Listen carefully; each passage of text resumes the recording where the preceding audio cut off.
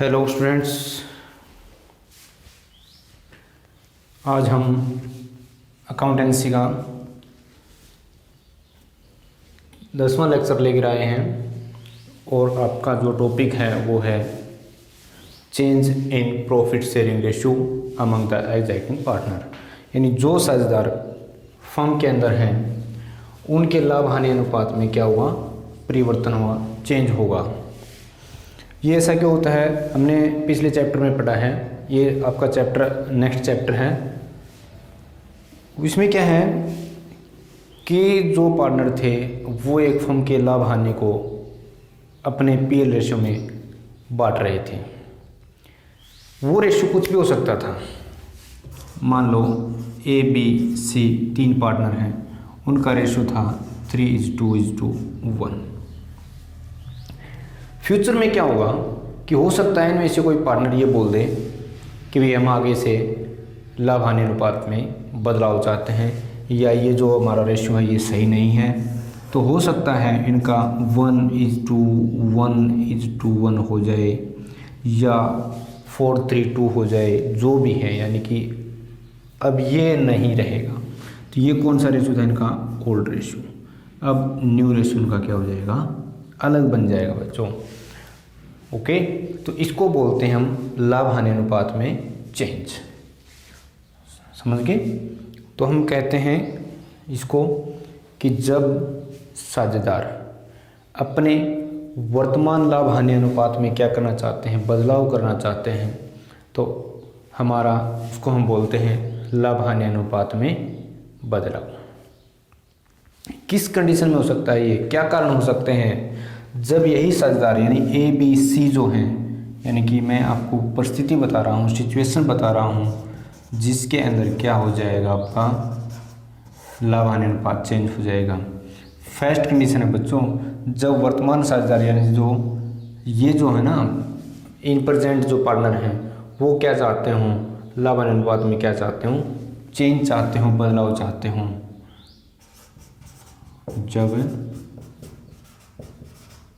वर्तमान साझेदार यानी मैं इसको बोलूं एग्जिटिंग पार्टनर, ठीक है, क्या चाहते हो, बदलाव लाभ हानि अनुपात में, यानी कि पीएल रेशियो में क्या चाहते हो, बदलाव चाहते हो। जैसे मैंने लिख दिया 3:2:1 था, अब वो 1:1। दूसरी कंडीशन हो सकती है जब कोई नया साझेदार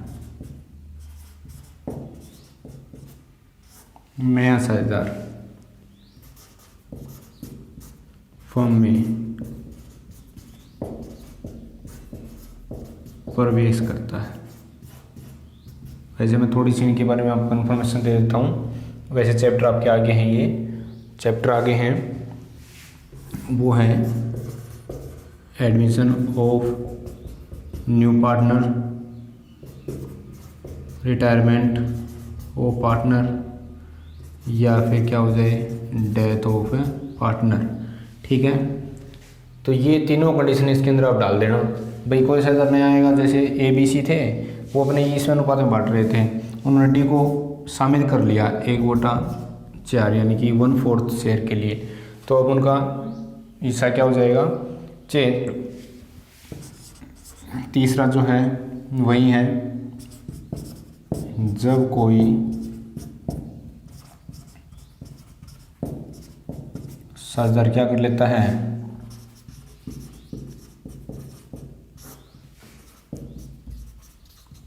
अवकाश ग्रहण कर लेता है, अवकाश ग्रहण करता है। या फिर मैं आपको फोर्थ लिखूं,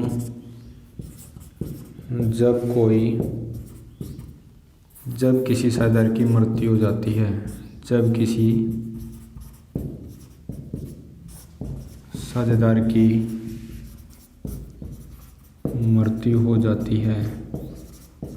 अब देखो, जैसे मान लो ए बी सी तो 3 हैं, बी की मृत्यु हो गई तो भी उनका क्या होगा, लाभ अनुपात में चेंज होगा।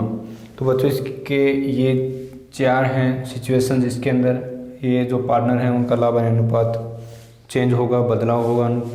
अब जब ये बदलाव होता है, ध्यान से सुनना मेरी बात, जब ये बदलाव होता है तो कुछ साझेदारों को तो फायदा होता है और कुछ साझेदारों को हानि होती है, नुकसान होता है। कैसे भाई? जैसे मान लो कोई साझेदार है, पहले उनका रेशियो था, देखो मैं उसी एग्जांपल को समझा रहा हूँ, 3:2। देखो पहले जो है ना उनका हिस्सा जो है वो 3:2:1 था, अब उनका इक्वल इक्वल लेंगे वो, तो इनमें कुछ साझेदारों क्या होगा, इन फ्यूचर लॉस होगा और कुछ को क्या हो जाएगा, फायदा हो जाएगा। तो जिसको फायदा हुआ है, जिसको फायदा हुआ है वो क्या कर रहा है, गेन कर रहा है, और जिस साझेदार ने अपना हिस्सा त्याग किया है तो उसको क्या कहेंगे हम, सेक्रीफाइस। तो इसके 2 रेशियो बनेंगे बच्चों, इसमें जो रेशियो होंगे, एक तो होगा भाई सेक्रीफाइस रेशियो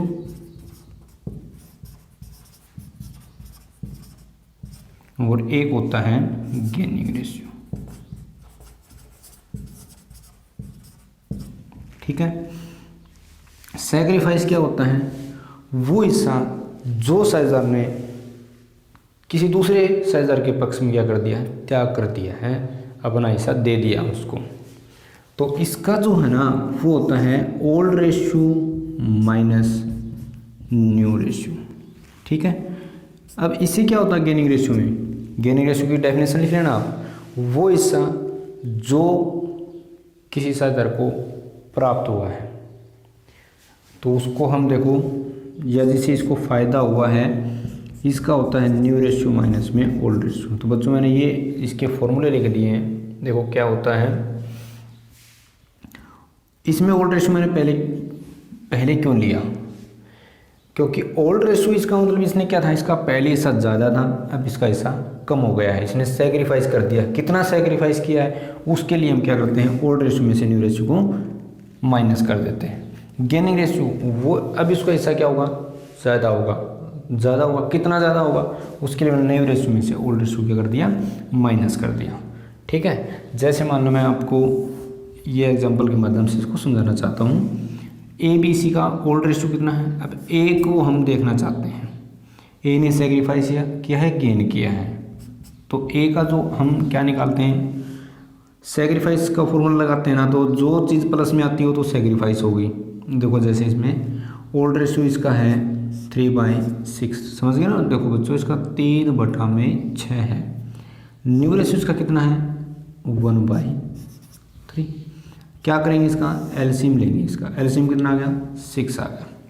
अब एलसीएम से हम क्या करेंगे, इसको 3 दूनी 6 यानी कि 1/6। अब ये प्लस में आया ना, किसका फॉर्मूला लगाया हमने लगाया सेक्रीफाइस का। अब इसको 1/6 क्या क्या होगा, इसको लॉस हुआ है बच्चों। बी का देखो, बी में है 2/6 माइनस न्यू इसका 1/3 है, क्या कर देंगे 6, 2 माइनस 2 यानी कि 0/6, यानी कि इसने कोई सेक्रीफाइस है या कोई गेन इसने नहीं किया है। 1/6 माइनस में 1/3, 6, 1 माइनस में 2। अब यहाँ देखो जो मैं आपको समझाना चाहता था, ये किस में आया है, माइनस में आया है बच्चों।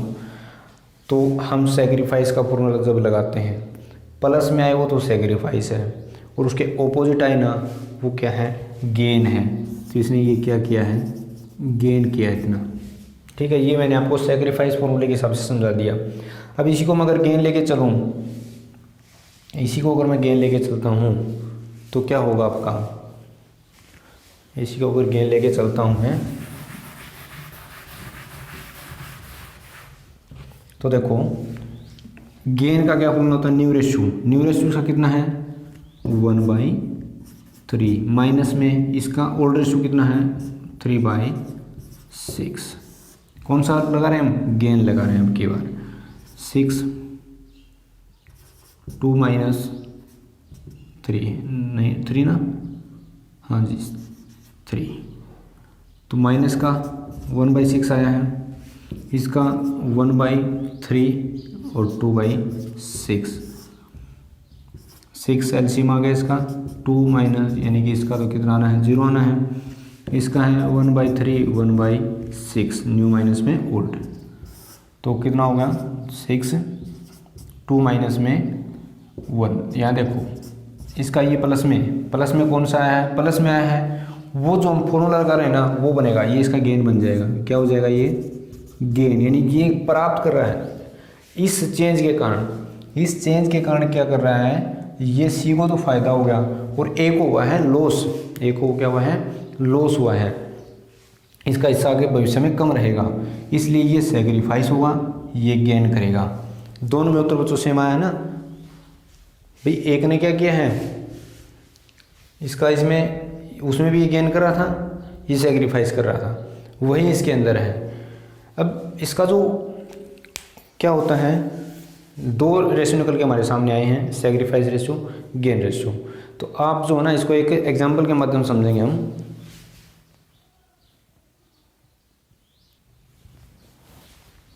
तो मैंने आपके सामने का एग्जांपल लिया भाई,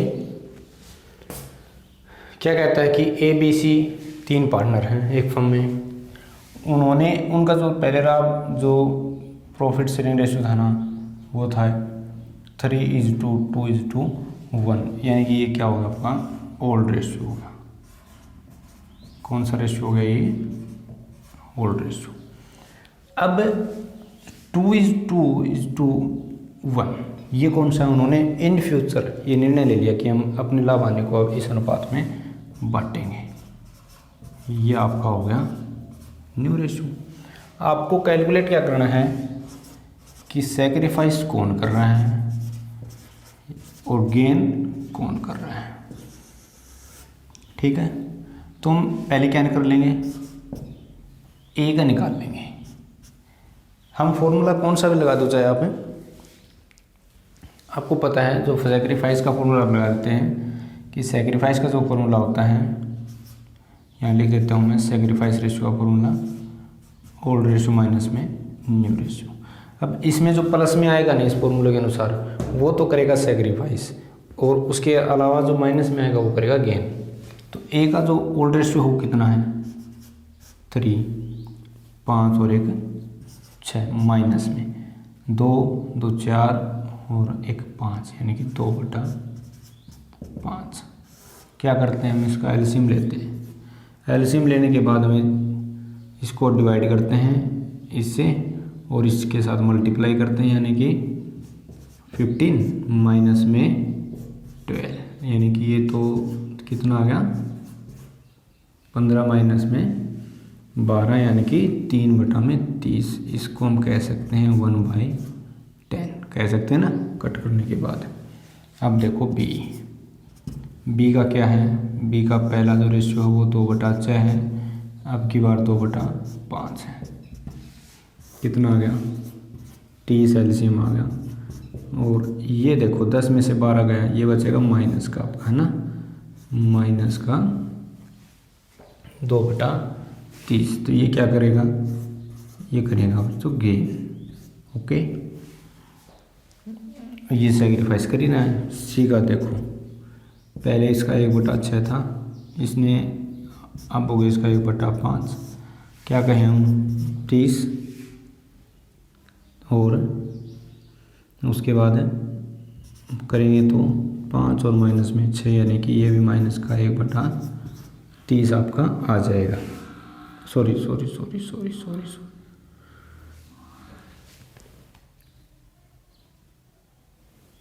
हाँ ठीक है, माइनस का आपका 1/30 ये आ जाएगा। ये भी क्या कर रहा है, गेन कर रहा है बच्चों, ठीक है। अब इसका है ना लिख देंगे नीचे हम, इसका आंसर हमारा क्या रहेगा, ए हैज़ सेक्रीफाइस,